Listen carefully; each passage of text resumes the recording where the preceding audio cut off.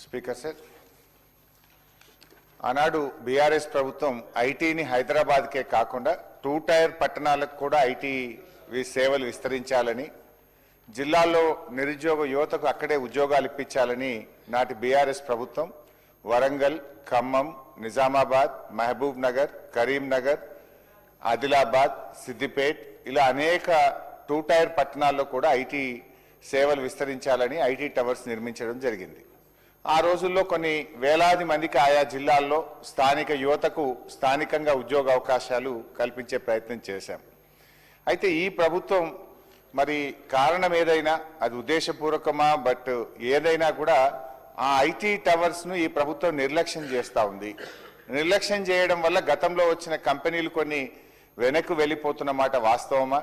మరి ఐటీ టవర్స్ను ప్రభుత్వం ఎప్పటికప్పుడు రివ్యూ చేసి కొత్త కంపెనీలను ఆహ్వానించి ఆ 2 టైర్ పట్టణాల్లో, జిల్లాల్లో ఆ యువతకు ఉద్యోగాలు ఇవ్వడానికి ప్రభుత్వం ఏ రకమైన చర్యలు తీసుకుంటుందని నేను మీ ద్వారా మంత్రి గారిని అడుగుతా ఉన్నా. ముఖ్యంగా నా నియోజకవర్గం సిద్దిపేటలో ఉండేటువంటి ఐటీ టవర్లో ఆ రోజు 18 కంపెనీలు పనిచేస్తే ఈరోజు ఈ ప్రభుత్వం వచ్చిన తర్వాత 7 కంపెనీలు వెళ్ళిపోయి కేవలం 11 కంపెనీలు మాత్రమే పనిచేస్తూ ఉన్నాయి. ఈ మధ్య నేను అక్కడికి విజిట్ చేసినప్పుడు అధ్యక్ష, అక్కడ ఇంటర్నెట్ బిల్ కట్టకపోవడం వల్ల ఐటీ టవర్కే ఇంటర్నెట్ కట్ అయినటువంటి పరిస్థితి కనబడ్డది.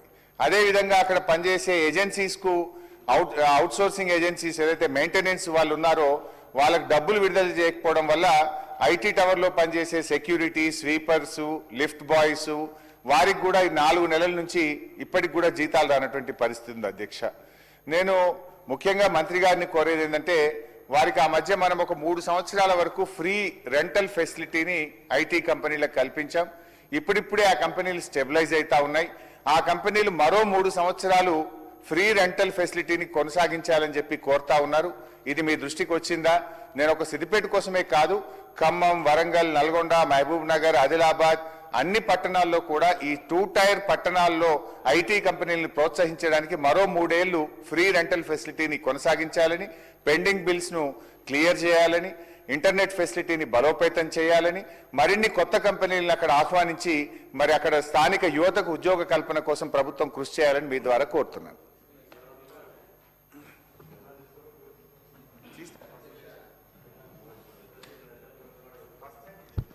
మా మిత్రులు వెంకట్రామనారెడ్డి గారు ఒక స్వీప్